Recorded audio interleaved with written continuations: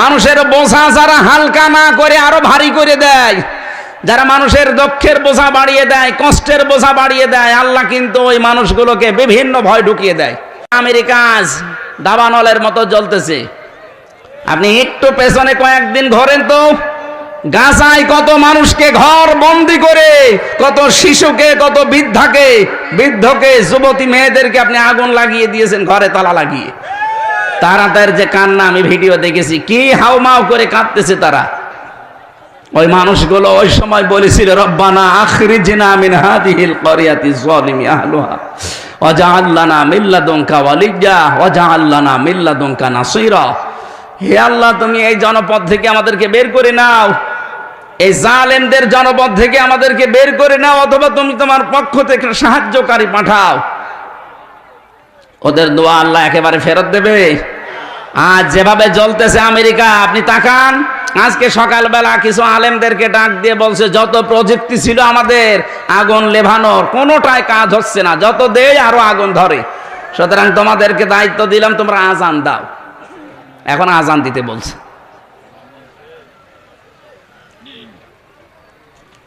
এই জন্য কত রকমের ভয় আল্লাহ এখন ঢুকিয়ে দিয়েছে ওদের ভেতরে। আপনি চিন্তা করেন তো, আমেরিকা বাংলাদেশের চাইতে 59 ডবল। এই দেশটা 59টা জোড়া দিলে যত বড় হবে, ওই দেশ একাই অত বড়। কি দাবানল দাও দাও করে জ্বলছে, মনে হচ্ছে যে কোনো নাটক সিনেমার শুটিং চলছে। অথবা একটা বাস্তব ওইটা। যারা মানুষের বোঝা হালকা না করে আরো ভারী করে দেন, আপনি বিশ্বাস করবেন আপনার ভেতরে অজানা ভয় আল্লাহ ঢুকিয়ে দেবে। এই 15.5 বছরে বহু বোঝা আপনি মানুষকে দিয়েছেন, বিনা কারণে একটা মানুষের মিথ্যা মামলা দিয়ে, মিথ্যা সাক্ষী দিয়ে তার পরিবারটা আপনি নষ্ট করে দিয়েছেন। আপনাকে আল্লাহ এখন ভয় দেখাবে না? কত রকমের ভয় আপনাকে আল্লাহ ঢোকাবে আপনি জানেন? কিচ্ছু জানে না একটা মানুষ, ঘরে ঘুমিয়ে আছে, ঘুম থেকে উঠে দেখছে থানা হাজতে। কি গো, তুই গাছ কেটেছিস? কখন? স্বপ্নে। এইটা কি বানিয়ে বললাম না? এরকম হয়েছে। আমারে তুলে নিয়ে গেল আমার বাড়ির দোতলা থেকে, আর পরের দিন পেপারে দিয়ে দিল যে ওনারা আমরা চড়হাঁস থেকে ধরেছি। ডাহা মিথ্যা কথা। যে মামলা দিয়েছিল শয়তানও বিশ্বাস করে না। জজ সাহেব মাঝে মাঝে আমার যে মামলা উঠতো, আমার নিয়ে যেত, জজ হাসতো যে কি দিয়ে বিচার করবো বলেন তো। অথচ 3টা বছর উনি জামিন দেয়নি। অথচ এই জজই ছিল তখন। এই যে আগস্টের 5 তারিখের পরে শুধু আমি মামলাটা তুলেছি, মামলা দেখে বলছে যে কি দিয়ে বিচার করব, এর ভেতরে তো কোনো মাল নেই, জান একেবারে খারিজ করে দিলাম। আমি বলতেও গেলাম যে মাননীয় আদালতে, মামলাটা তো 3 বছর আপনার কাছে ছিল, তখন তো বলেননি। এখন বলছেন যে কোনো মাল নেই, মাল কি আগে ছিল? উনি এইটাই বলতো যে হুজুর আমার হাত বাঁধা, আমার কিছু করার নেই। কথা বলছেন না কেন? এইটাই বলতো যে আমার হাত বাঁধা, এই 3 বছর আমার কিছু করার নেই, এখন হাত খোলা আছে, আমি ন্যায় বিচার করেছি, আমাকে একেবারে নির্দোষ, আমার কোনো দোষ পাইনি, বিনা অপরাধে 3টা বছর আমার জীবন নষ্ট করেছে ওরা। আমরা চাই 1628টা চেয়ারের নাম বলছিলাম না, কোন চেয়ারের যেন হাত বাঁধা না থাকে, প্রত্যেকটা চেয়ারের হাত যেন আবু সাইদের মতো খোলা থাকে। হ্যাঁ, এটা চান না আপনারা? কারা চান দেখি? লিল্লাহে তাকবীর।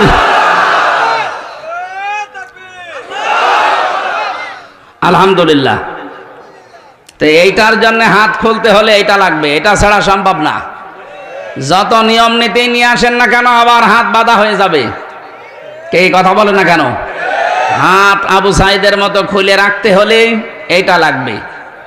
আমান হাকামা বিহি আদালা, যারা কোরআন দিয়ে বিচার ফায়সালা করতে পারবে তারাই কেবল ন্যায় বিচার কায়েম করতে পারবে। আর 9 দফা ছাত্রদের, এই 9 দফার ভেতরে প্রথম এই দফা ছিল যে ওই ওয়ান। কি কথা বলছে না কেন? আমরা ন্যায় বিচার কায়েম করতে চাই, আর ন্যায় বিচারের জন্য এটার বিকল্প দুনিয়ায় কিচ্ছু নেই। কিছু যে নেই, এই 54 বছর আপনি দেখতে পেলেন না? ডক্টর কামালের তৈরি করা এই সংবিধান দিয়ে বাংলাদেশের কাঙ্ক্ষিত যে মান, এটা আজও অর্জন হয়নি, কিয়ামতের আগে হবেও না। অথচ 21 বারের উপরে এটা পরিবর্তন হয়ে গেছে। এখন শুধু একটাই বাকি আছে, আর দেশের মানুষও তাই চাচ্ছে। আপনি আগস্টের 5 তারিখের আগের জরিপগুলো দেখেন, আন্তর্জাতিক যত জরিপ আছে, এদেশে মাত্র 100 জনের 15 জন মানুষ চাইতো কোরআনের বিধান বাংলাদেশে কায়েম হোক। তার ভেতরে হয়তো আলী আজম, মোহাম্মদ আবু বকরের মতো মানুষগুলো, এরকম মানুষ আছে এই দেশে 100 জনের মাত্র 15 জন। এনারা চাইতো যে কোরআনের বিধান বাংলাদেশে কায়েম হোক। জানুয়ারির 1 তারিখের রিপোর্টগুলো বের করেন, আন্তর্জাতিক যত সংস্থা এই দেশের মানুষকে রিপোর্ট দিচ্ছে, এই দেশে এই মাত্র 5 মাসে 100 জনের 58 জন মানুষ চাচ্ছে যে কোরআনের বিধান এই দেশে কায়েম হোক। আপনি আর কিছুদিন যেতে দেন, অন্য জাতির লোকেরা পর্যন্ত বলছে না, কাঙ্ক্ষিত মানের শান্তি পেতে হলে আল্লাহর কোরআনের বিকল্প কিচ্ছু নেই। তারা অন্য ধর্মের মানুষ যদি এটা বিশ্বাস করতে পারে, তা আপনার কি হয়েছে? দল মত নির্বিশেষে এদিকে এগিয়ে আসা দরকার না এখন। অন্তত যেহেতু দেখা যাচ্ছে 15 থেকে 58 হয়ে গেছে, আর কিছুদিন যেতে দেন, 100 জন মানুষ চাইবে আল্লাহর কোরআন দেশে কায়েম হোক। আর ওইটা দেখার জন্য এই চোখ হাঁ করে আছে। সারা জীবনে আমার স্বপ্ন এই, আল্লাহ 56,000 বর্গ মাইলে যেন তোমার কালাম দিয়ে চলছে, এটা দেখে মরতে পারি। বলেন আমিন। আমরা কোরআনে কারিমের হযরত ইব্রাহিম আলাইহিস সালামের জীবনী থেকে আরম্ভ করেছিলাম। উনি নাম রেখেছেন আমাদের সন্তান হিসাবে। নাম কি? মুসলিম। বলেন তো নাম কি? আল্লাহ রাব্বুল আলামিন বলেন, তোমাদের জাতির পিতা ইন্তেকালের আগে তোমাদেরকে ডাক দিয়ে বলেছিলেন, ওয়াসা বিহা ইব্রাহিম বানিহি ওয়া ইয়াকুব ইয়া বানিয়া ইন্নাল্লাহা আস্তাফা লাকুমুদ্দিন ফালা তামুতুন্না ইল্লা ওয়া আনতুম মুসলিমুন। হযরত ইব্রাহিম এবং ইয়াকুব এই দুইজন নবী ইন্তেকালের আগে তার সন্তানদেরকে ওসিয়ত করছিলেন যে আমার সন্তানেরা, কলিজার টুকরা সন্তানেরা, অবশ্যই আল্লাহ তোমাদের জন্য মনোনীত করেছেন, নির্ধারিত করেছেন, তোমাদের জন্য পছন্দ করেছেন একটা দিনকে। সেই দিন মানে এই রাতের পরে যে দিন আসবে ওই দিন। বলেন বলেন। তোমাদের জন্য যেই দিন আল্লাহ নির্ধারিত করেছেন সেই দিনের নাম হচ্ছে ইসলাম। নাম কি?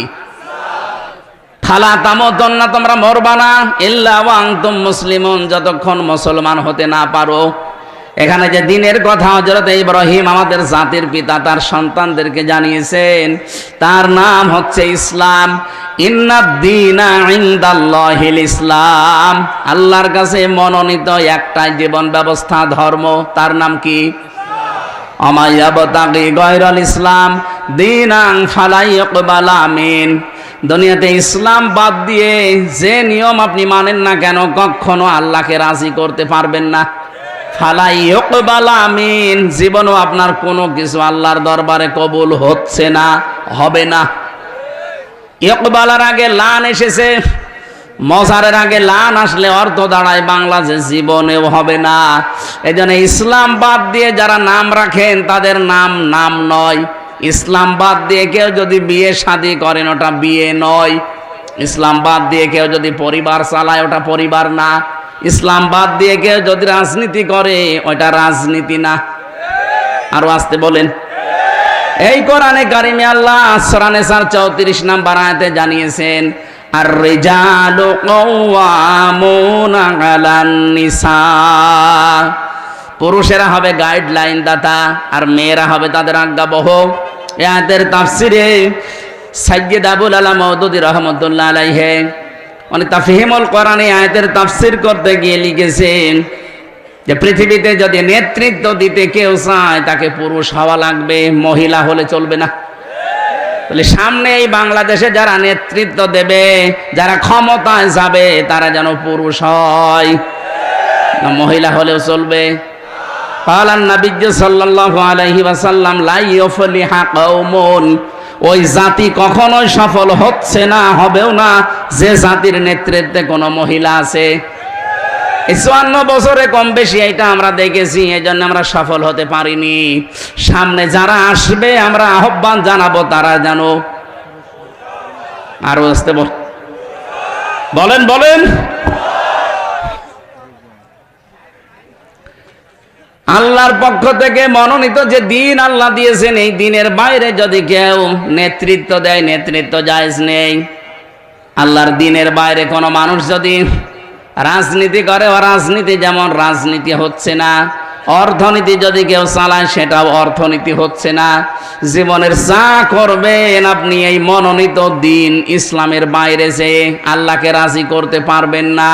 ফালা তামুতুন্না, মরাও যাবে না, ইল্লা ওয়া আনতুম মুসলিমুন, যতক্ষণ পর্যন্ত আপনি মুসলমান হতে না পারেন।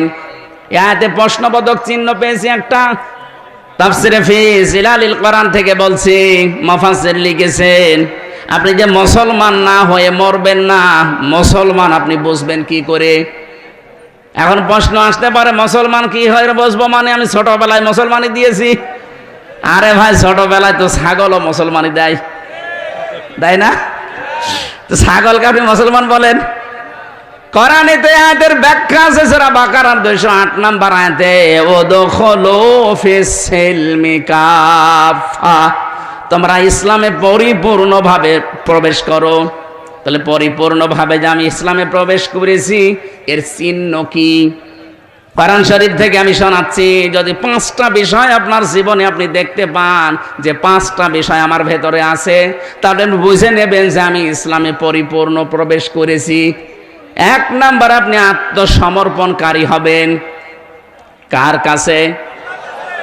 আমাদের জাতির পিতা এটা করে দেখিয়েছেন, ইযে ক্বালা লাহু রাব্বুহু আসলিম ক্বালা আসলামতু লিরাব্বিল আলামিন। বলেন আল্লাহু আকবার। উনি গাছের মাথায় বসে কোড়াল দিয়ে কাঠ কাটছিলেন। আল্লাহ বলেন আত্মসমর্পণ করে ইব্রাহিম। তিনি বলেন এখানে কি করে? বলে খাতনা করো। গাছের মাথায় কোড়াল দিয়ে খাতনা করে তিনি বললেন আসলামতু লিরাব্বিল আলামিন, মহাবিশ্বের পালনকর্তা আল্লাহর কাছে আমি আত্মসমর্পণ করলাম, স্যালেন্ডার করলাম, আমার নিজের বলতে আর কিচ্ছু নেই। যেই লোকটা মুসলমান দাবি করবে যে আমি পরিপূর্ণ ইসলাম মানতে চাই, তার নিজের সে আর কিছুই থাকবে না, যা আল্লাহর কথা সেইটাই তার কথা। কথা বলেন না কেন? আজকে একজন আমার কাছে দেখা করলো, উনি বামপন্থী রাজনীতি করতেন আগে। আচ্ছা, আপনার একটা আলোচনা শোনার পরে আমি আজ 2 মাস আগে তাওবা করে একেবারে ইসলামে চলে এসেছি। এখন আবার নিজের বলতে কিছু নেই, আল্লাহর যে কথা আমার ওই কথা। এইটাই তো 1 নাম্বার, এইটাই দরকার। আপনাকে 1ম নাম্বারে আল্লাহ বলতে বলেছেন এই জন্যে, কুল ইন্না সলাতি ওয়া নুসুকি ওয়া মাহইয়ায়া ওয়া মামাতি লিল্লাহি রাব্বিল আলামিন। হে নবী, আপনি বলেন যে আমার নামাজ, আমার কোরবানি, আমার বেঁচে থাকা, আমার মরে যাওয়া সব আমি আল্লাহর জন্য দিয়ে দিলাম।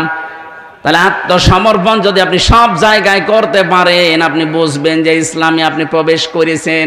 2 নাম্বারে আপনার আকীদা হওয়া লাগবে শুদ্ধ। কি বললাম? এইটা নিয়ে সারা বাংলাদেশে গন্ডগোলের শেষ নেই। এক দল আর এক দলকে খালি ফতোয়া দিতে আছে যে ওর আকীদা ঠিক নেই। আরে ভাই, আকীদা ঠিক কোনটা ওইটাই তো আমি বুঝি না। যেই মানুষগুলো এই আকীদা রাখে যে ক্ষমতার উৎস আল্লাহ, আর যারা আকীদা রাখে ক্ষমতার উৎস জনগণ, তাদের বিরুদ্ধে আপনি ফতোয়া দেন না। ফতোয়া দেন এদের বিরুদ্ধে যারা বলে ক্ষমতার উৎসকে। আপনার কোন আকীদা? আকীদার প্রশ্ন তুলে একটা মাজলুম সংগঠনের উপরে, মাজলুম দলের উপরে আপনি এই তহমতটা লাগাবেন না। আপনার কি আকীদা আছে আপনি বলেন তো? যে মানুষগুলোকে আন্দাজে এই তহমত দেন যাদের আকীদা ঠিক নেই, আপনি ফাঁসির দড়ি খালি গলার কাছে আপনাকে নিয়ে যাওয়া হবে, আপনার আকীদা সব বের হয়ে যাবে। আপনি বোঝেন আকীদা কি? অথচ যাদের আপনি এই দোষ দিচ্ছেন তারা তো ফাঁসির দড়ি অলরেডি গলায় নিয়ে অনেকজন বিদায় অলরেডি নিয়েছে। আপনার ভেতরে কয়জন আছে যে ফাঁসির দড়ি না, শুধু ফাঁসি হবে কথা শুনে আপনার আকীদা পাল্টিয়ে যায়? 3 নম্বরে শুধু আকীদার প্রশ্ন, এখানে হাজার হাজার কথা আছে।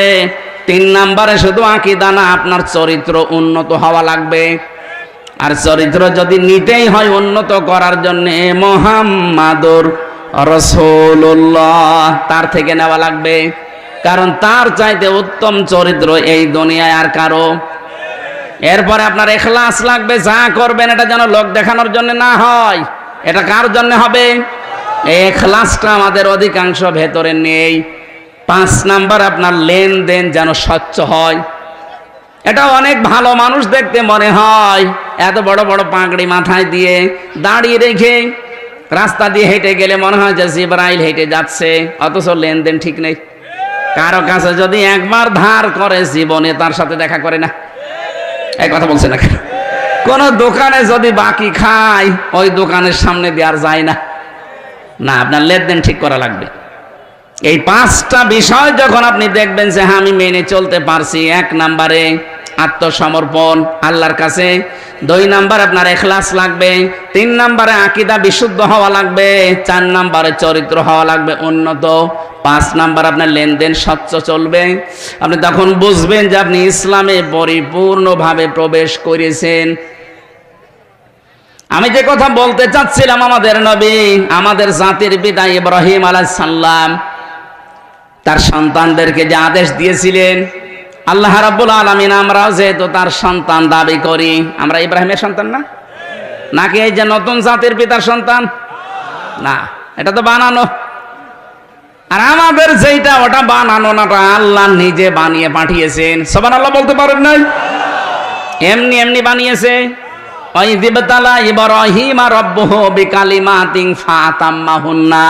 স্মরণ করো ওই সময়ের কথা যখন ইব্রাহিমকে আমি কিছু কালেমার দ্বারা পরীক্ষা করেছিলাম, আর প্রতিটি পরীক্ষায় তোমাদের জাতির পিতা, তোমাদের বাবা ইব্রাহিম পাশ করে গেছে। এখানে আমি 9টা পরীক্ষার কথা পেয়েছি, আর অন্য আয়াতে পেয়েছি 41টা। সব মিলে আমাদের জাতির পিতাকে আল্লাহ 50টা পরীক্ষা করেছিলেন পুরা জীবনে। সুবহানাল্লাহ বলতে পারেন নাই? বলেন তো, বাবাকে যদি আল্লাহ 50টা পরীক্ষা করে, সন্তান হিসাবে আমাদের 2-4টা পরীক্ষা আসবে না? ক্বালা ইন্নী জাইলুকা লিন-নাসি ইমামা। আল্লাহ পাক বলেন, হে ইব্রাহিম, এই পরীক্ষাগুলোতে পাশ করার কারণে আমি তোমাকে মানব জাতির ইমাম বানিয়ে দিলাম। উনি বলেছিলেন, ক্বালা ওয়া মিন যুররিয়াতি, হে আল্লাহ, নেতৃত্ব দেওয়া, ইমাম হওয়া, নেতা হওয়া, এটাকে আমি একা নাকি আমার সন্তানাদি যারা আছে তারাও পাবে? এটা আল্লাহ পাক বলেন পাবে, তবে লা ইয়ানালু আহাদিজ জালিমিন। ইয়ানালু মোজারে, বর্তমান, ভবিষ্যৎ, প্রেজেন্ট, ফিউচার। আহাদিজ জালিমিন, জালেমদের প্রতি আমার কোনো অঙ্গীকার নেই। এই আয়াত দিয়ে প্রমাণ হয় জালেমদের জন্য রাজনীতি করা, নেতা হওয়া জায়েজ নেই। অথচ এই দেশে যে যত বড় জালেম হয় সে তত বড় নেতা হয়। এখন থেকে আর এটা হবে না ইনশাআল্লাহ। কথা বলেন না কেন? এখন থেকে আর কোন জালেম নেতৃত্বে আসতে পারবে না। ইব্রাহিম নবীকে আল্লাহ 50টা পরীক্ষা করেছিলেন, পুরা কোরআনে আছে ওই 50টা পরীক্ষা। তার ঈমান সম্পর্কে আল্লাহ 10টা পরীক্ষা নিয়েছেন। সূরা আনআমের ভেতরে আছে 69 নম্বর আয়াত থেকে শুরু করে প্রায় 10টা আয়াতে আছে ওই পরীক্ষাগুলো। তার আমল বা কাজ সম্পর্কে আল্লাহ পরীক্ষা নিয়েছেন 30টা। সূরা তাওবা 111 নম্বর 12 নম্বর আয়াতে আছে 10টা। সূরা মুমিনুরের 1 থেকে 11 নম্বর আয়াত পর্যন্ত আছে 10টা। সূরা আহজাবের 35 নম্বর আয়াতে আছে 10টা। এই 30টা, ওদিকে 10, এদিকে 30, 40। আর তার নিজের স্বভাব, এই স্বভাব নিজের শরীর এবং মাথা থেকে শুরু করে পা পর্যন্ত এর ভেতরে নিয়েছেন পরীক্ষা 10টা। এই সব মিলে আমি পুরা কোরআনের হাদিসের ভেতরে পরীক্ষা ওনার জীবনে পেয়েছি 50টা। আল্লাহ পাক 50টা পরীক্ষা নিয়ে তিনি একটাতেও ফেল করেননি, প্রত্যেকটাই পাশ করে গেছেন। আমরা তার সন্তান হিসাবে এরকম পরীক্ষাগুলো যদি সামনে আসে আমরাও পাশ করার চেষ্টা